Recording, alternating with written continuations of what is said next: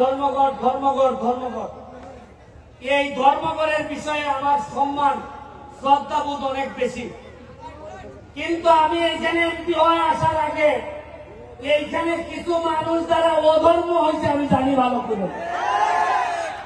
আমি যতদিন এমপি আছি এই ধর্মঘটের মাটিতে আমি আমার দায়িত্ব পালন করব। কোন অধর্ম আমার লুকি হোক, কাউকে আমি অধর্ম করতে দিব না। আমার ভাই মাত্র একটা, আমার ভাই লন্ডন থাকে, এর মানে আর কোনো ভাই নাই, আপন রক্তের ভাই নাই। কিন্তু ধর্ম করে আইসা আমি কিছু লোকের সন্ধান পাইছি। আমি আমার আন্ডারে 21টা ইউনিয়ন আর 2টা পৌরসভা,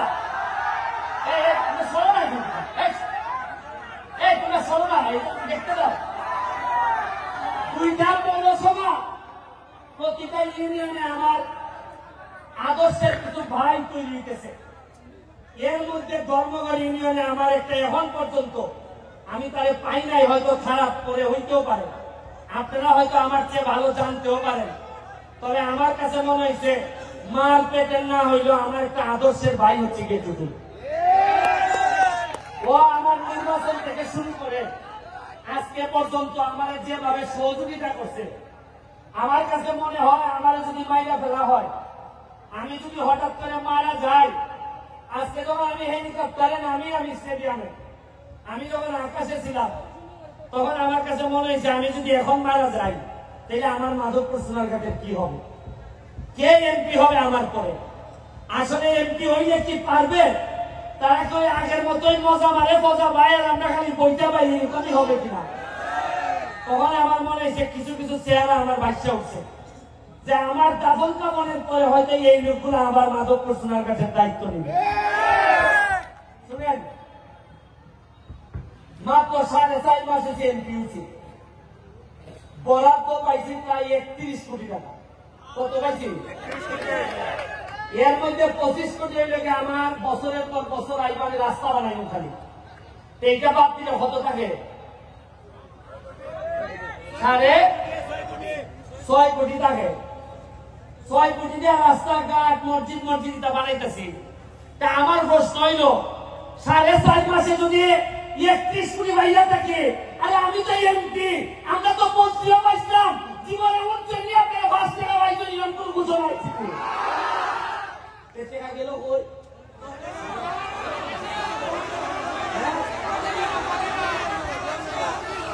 আরে 4.5 মাসে যদি অত টাকা বানাইতে পারে, অত টাকা আনতে পারে, আপনারা আশ্চর্য।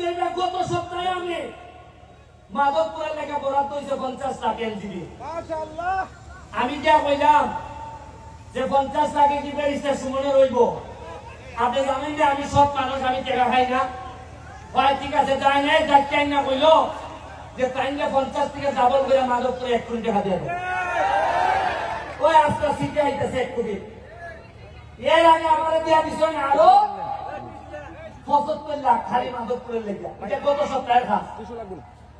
আমি এখন দেখি যে খরচ করে কোন ভাই না, খালি ভাই না মানুষ যারে যে খামটা হরাইতাম।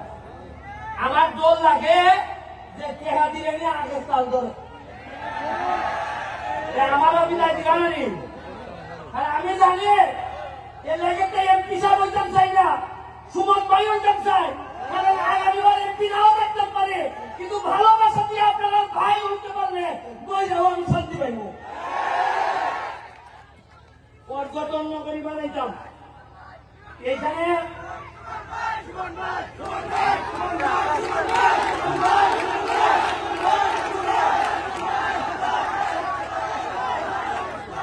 আমার পর্যটন নগরী বানাইতে চাই আমি মাধবপুর সোনারঘাটে। আমি নেত্রীরে বলছি, জননেত্রী শেখ হাসিনারে যে যাব, যে আমার 24টা চা বাগান আছে, আমার 2টা রিজার্ভ ফরেস্ট আছে, আমার স্থলবন্দর আছে, আমার বর্ডার আছে, আমার কিসের কম আছে? মাধবপুর আপনারা জানেন কিনা সবচেয়ে ধনী উপজেলা একটা, 100টার মতো ইন্ডাস্ট্রি আছে। মাধবপুরের মানুষ একটা মানুষ না খেয়ে থাকতে পারবে না। আমি 3টা চা বাগানে বেতন হয় না, আমি 2.5 লাখ টাকার চাল পাঠাইছি, কইছি যে বেতন না হইলে আমি এমপি দিব, আমার এমপি যদি বাদ খাই তাহলে আমার শ্রমিকরা বাদ খাবে।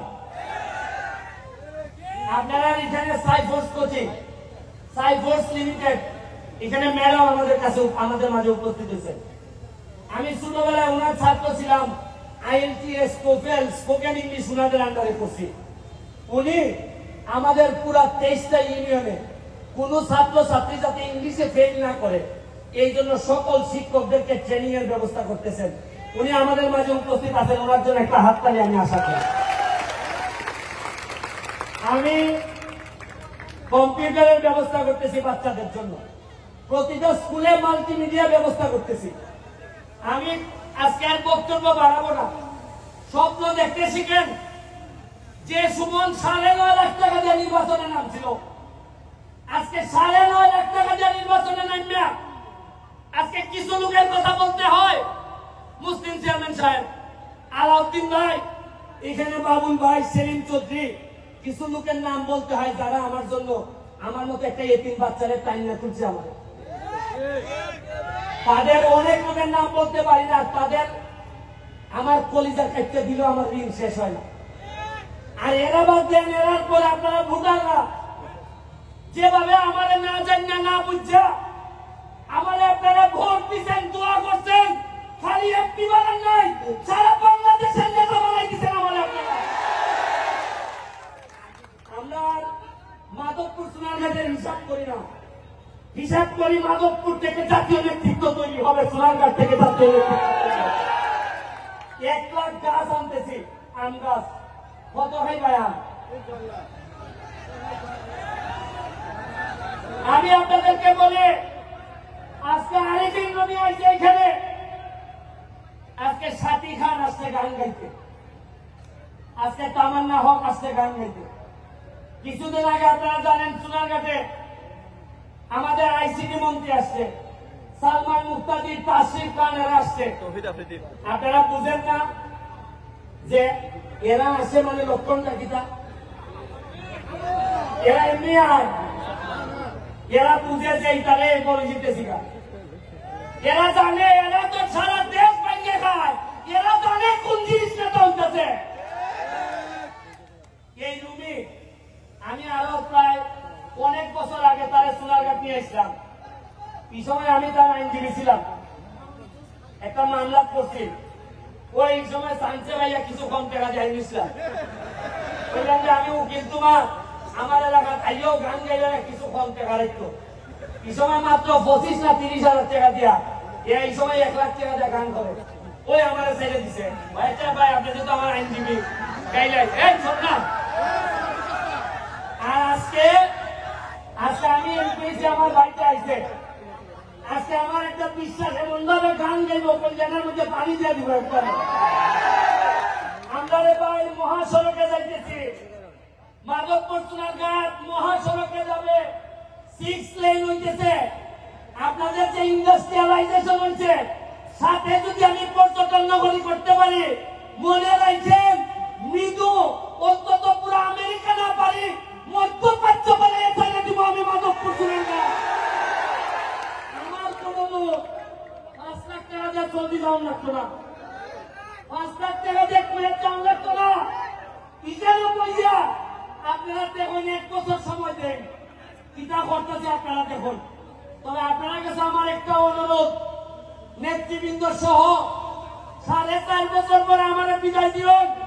আমি এমন হইতে পারে আমার পক্ষে আর সম্ভব না এমপি থাকা, শরীর দিয়েই মানে না, 13 কেজি ওজন করছে এমপি হইবার পর। আমি আমার 4.5 বছর আপনারা সহযোগিতা করেন, দেখুন বঙ্গবন্ধুর সোনার বাংলা কেমনে বানাই যায় মাধবপুর সোনারঘাট। আমি আশা করি আপনারা আমার সহযোগিতা করবেন। আমি কথা দিতে আমি যতদিন এমপি আছি আমার কোনো সম্পদ নাই, আমার ঢাকায় কোনো ফ্ল্যাট নাই, আমার কোনো প্লট নাই, আমার আমেরিকা লন্ডনে আমার পরিবার মানে আমার বউ বাচ্চা, তাদের কোনো সম্পদ নাই।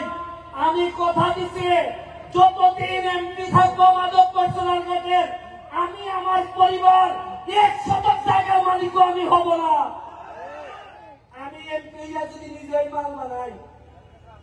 জনগণের দেখবো কিছু। আরে যে সম্মান দিচ্ছেন এর পরে একটা মানুষের আর সম্পদ লাগে না। আপনারা আমার জন্য দোয়া করবেন। আমি আরিফিন রুমির কাছে মাইক দিব, তার আম্মার জন্য দোয়া করবেন। তার আম্মাও আমার খুব পছন্দের মানুষ, দুঃসময়ের সাথী। আমি আপনাদের কাছে আবারও দোয়া চেয়ে আমি সব সময় আপনাদের সাথে থাকবো। যখন গান হবে বাচ্চাদের জন্য গানে থাকবো, যখন ওয়াজ হবে ওয়াজে আমারে পাবেন, আমার যখন ঈদের আনন্দ হবে তখন পাবেন। আপনারা জেনে খুশি হবেন আমার এলাকায় একটা ময়লা নদী, যে নদীতে আপনারা জানেন 49টার মতো বাথরুমের লাইন ছিল। আমি এমপি হওয়ার পর এই বাথরুমের নদীতে ডুব দিয়ে উঠতে বলছিলাম যে এমপি 49টা বাথরুমের লাইনে ডুব দিতে পারে, এই এমপি ইতিহাস না বদলে যাবে না এই এলাকা থেকে। আপনাদেরকে আবারও শুভেচ্ছা জানিয়ে দোয়া করবেন, যদি বেঁচে থাকি তাইলে আমাদের পক্ষে ইতিহাস বদলানো সম্ভব হবে। আর যদি মাইরা ফেলে তাইলে বলে যাচ্ছি, ভালো ছেলে মেয়ে যারা আছে তাদের মধ্য থেকে সৎ মানুষ যারা আছে তাদেরকে এমপি বানাবেন। আমি যদি মারা যাই, কথা দিয়ে যাচ্ছি, আপনাদেরকে শপথ করাই যাচ্ছি, পছন্দ আপনাদের, তবে অবশ্যই আগামী নির্বাচনগুলোতে আমার হোক তোমার হোক এইটা দেখার বিষয় না, সব মানুষ ছাড়া কর্মঠ মানুষ ছাড়া যেন মাধবপুরে কেউ নেতা হইতে না পারে। আমার বিরুদ্ধে যদি থাকে, সৎ যদি হয়, আমি তার সাথে থাকবো। আমি কথা দিচ্ছি, এটা আমার বাপের মৌরসী সম্পত্তি না। আমি এখানে মুলুক বানাইতে আসি নাই, আমি আইছি মাধবপুরের 7 লক্ষ চুনারঘাট মাধবপুরের মানুষের শপথ নিচ্ছি যে তাদের ভাগ্য বদলাবো। আর এই ভাগ্য বদলাইতে গিয়া আমার যতটুকু দৌড়াইতে হয়, যত জায়গা যাইতে হয় আমি যাব। এই কথা দিয়া আজকের মতো বিদায় নিচ্ছি। জয় বাংলা, জয় বঙ্গবন্ধু। প্রিয় দর্শক মণ্ডলী, এই মুহূর্তে মাননীয় প্রধান অতিথিকে ফুলের তোলা